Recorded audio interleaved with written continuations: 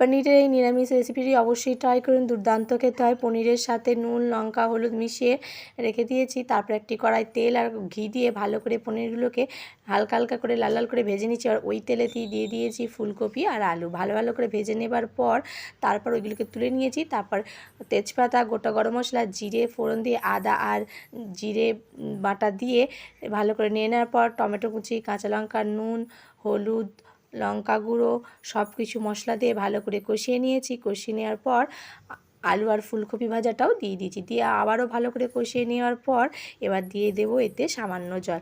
এবার ততক্ষণ পর্যন্ত অপেক্ষা করব যতক্ষণ না আলু আর ফুলকপিটি সেদ্ধ হয়ে যায়। দেখুন ভালোভাবে সেদ্ধ হয়ে যাওয়ার পর আমি এখানে কিন্তু ভাজা পনিরগুলো দিয়েও বেশ ভালো করে নেড়ে নিয়েছি। তারপর এতে গরম মশলা দিয়ে দিয়েছি, আবার দেবো কিন্তু সামান্য ঘি।